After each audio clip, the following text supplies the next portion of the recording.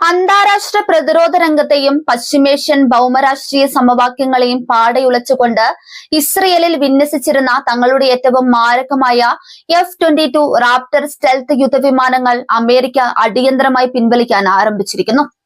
മാസങ്ങളോളം ഇറാനെ ലക്ഷ്യമിട്ട് ഇസ്രയേൽ മണ്ണിൽ നിന്ന് US വ്യോമസേന നടത്തിയ ഓപ്പറേഷൻ എപ്പിക് ഫ്യൂറി എന്ന അതിരൂക്ഷമായ സൈനിക നീക്കങ്ങൾക്ക് ശേഷമാണ് ഈ നിർണായക പിന്മാറ്റം. പശ്ചിമേഷ്യയിൽ നിന്ന് ഈ അത്യാധുനിക യുദ്ധവിമാനങ്ങളെ ബ്രിട്ടനിലെ RAF ഫെയർഫോർഡ് വ്യോമതാവളത്തിലേക്ക് അമേരിക്ക ഇപ്പോൾ പുനർവിന്യസിക്കുന്നത്. ഇറാന്റെ ഭാഗത്തു നിന്നുള്ള കടുത്ത പ്രത്യാക്രമണ ഭീഷണികൾക്കിടയിലാണ് വാഷിംഗ്ടണിന്റെ ഈ നാടകീയ നീക്കമെന്നത് പശ്ചിമേഷ്യൻ സുരക്ഷാ മേഖലയിൽ വലിയ ചർച്ചകൾക്ക് വഴിമരുന്നിടുന്നുണ്ട്.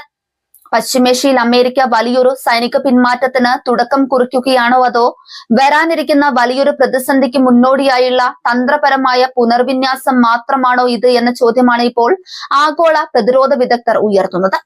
ഈ നീക്കം ഇസ്രയേലിന്റെ ആകാശ പ്രതിരോധത്തെ എങ്ങനെ ബാധിക്കുമെന്ന ആശങ്കയും ശക്തമാണ്. അമേരിക്കൻ വ്യോമസേനയുടെ പക്കലുള്ള ഏറ്റവും വിനാശകരമായ 5ാം തലമുറ യുദ്ധവിമാനങ്ങളാണ് F-22 റാപ്റ്ററുകൾ.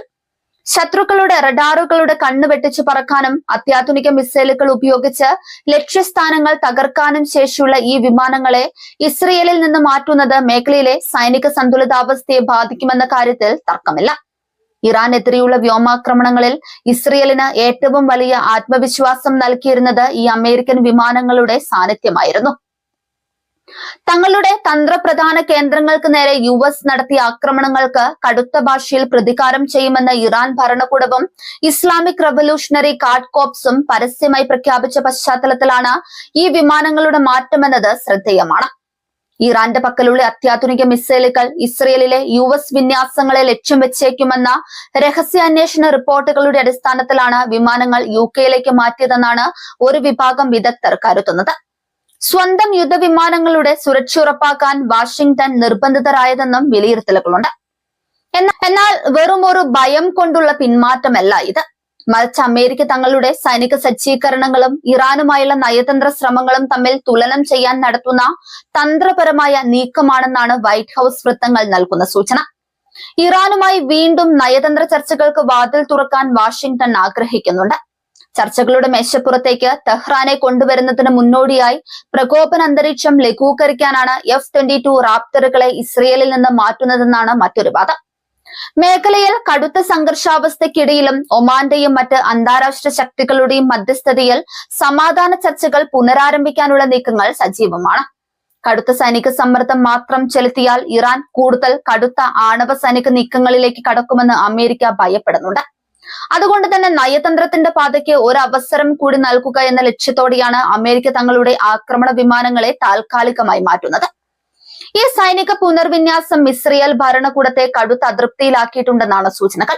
ഇറാന്റെ ഭീഷണി നിലനിൽക്കുന്ന ഈ ഘട്ടത്തിൽ അമേരിക്കൻ വിമാനങ്ങൾ മടങ്ങുന്നത് തങ്ങളുടെ സുരക്ഷയെ ബാധിക്കുമെന്ന് ഇസ്രയേൽ കരുതുന്നു. അമേരിക്ക തങ്ങളെ കൈവിട്ടേക്കുമോ എന്ന ആശങ്ക ഇസ്രയേൽ പ്രതിരോധ മന്ത്രാലയത്തിനുണ്ട്.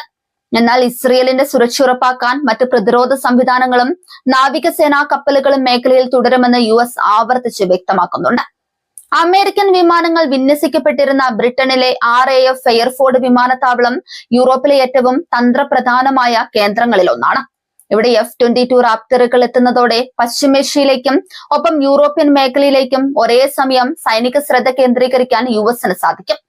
ഏത് നിമിഷവും പശ്ചിമേഷ്യയിലേക്ക് തിരികെ പറക്കാൻ തക്ക സജ്ജീകരണങ്ങളോടെയാണ് ഈ വിമാനങ്ങൾ UK നിലയുറപ്പിക്കുന്നത്. അതിവേഗം മാറിമറിയുന്ന ഈ സാഹചര്യങ്ങൾ ആഗോള ഊർജ വിപണിയെയും വലിയ രീതിയിൽ സ്വാധീനിക്കുന്നുണ്ട്. ഹോർമുസ് കടലിടുക്കിന്റെ നിയന്ത്രണത്തെ ചൊല്ലി ഇറാനും അമേരിക്കയും തമ്മിൽ തർക്കം നിലനിൽക്കുന്നതിനാൽ ഈ സൈനിക നീക്കങ്ങൾ വിപണിയിൽ വലിയ ചലനങ്ങൾ ഉണ്ടാക്കും. എണ്ണ വിതരണത്തിൽ ഉണ്ടാകാൻ സാധ്യതയുള്ള നേരിയ തടസ്സം പോലും ക്രൂഡ് ഓയിൽ വില അന്താരാഷ്ട്ര വിപണിയിൽ കുതിച്ചുയരാൻ കാരണമാകുമെന്നതിനാൽ വികസ്വര രാജ്യങ്ങളെല്ലാം അതീവ ജാഗ്രതയിലാണ്. ഇന്ത്യ പോലുള്ള വലിയ തോതിൽ എണ്ണ ഇറക്കുമതി ചെയ്യുന്ന രാജ്യങ്ങൾക്ക് പശ്ചിമേഷ്യയിലെ ഈ പുതിയ ഭൗമരാഷ്ട്രീയ മാറ്റങ്ങൾ അതീവ നിർണായകമാണ്. ഊർജ ആവശ്യങ്ങൾക്കായി ഈ മേഖലയെ വൻതോതിൽ ആശ്രയിക്കുന്നതിനാൽ ഇവിടുത്തെ സൈനിക വിന്യാസങ്ങൾ ഉണ്ടാക്കുന്ന സുരക്ഷാ പ്രശ്നങ്ങൾ ആഭ്യന്തര വിപണിയിൽ ഇന്ധനവില വർധനവിന് കാരണമാവുകയും ഇത് സാധാരണക്കാരന്റെ ജീവിതത്തെ ബാധിക്കുകയും ചെയ്യും. യൂറോപ്യൻ യൂണിയൻ നയതന്ത്രജ്ഞരും നിലവിലെ സാഹചര്യങ്ങളെ അതീവ ജാഗ്രതയോടെയാണ് നോക്കിക്കാണുന്നത്. അമേരിക്കൻ വിമാനങ്ങൾ ബ്രിട്ടനിലേക്ക് മാറുന്നത് പശ്ചിമേഷ്യയിലെ യുദ്ധഭീതി താൽക്കാലികമായി കുറയ്ക്കുമെന്നാണ് അവരുടെ പ്രതീക്ഷ. എങ്കിലും ഇറാന്റെ ഭാഗത്തു നിന്ന് ഉണ്ടാകാൻ സാധ്യതയുള്ള ഏത് നീക്കത്തെയും പ്രതിരോധിക്കാൻ നാറ്റോ സഖ്യകക്ഷികളും തങ്ങളുടെ സുരക്ഷാ മുൻകരുതലുകൾ ശക്തമാക്കിയിട്ടുണ്ട്. ഇറാന്റെ ഭാഗത്തു നിന്നുണ്ടാകുന്ന കടുത്ത നിലപാടുകൾ കേവലം സൈനികം മാത്രമല്ല, മറിച്ചൊരു രാഷ്ട്രീയ തന്ത്രം കൂടിയാണ്.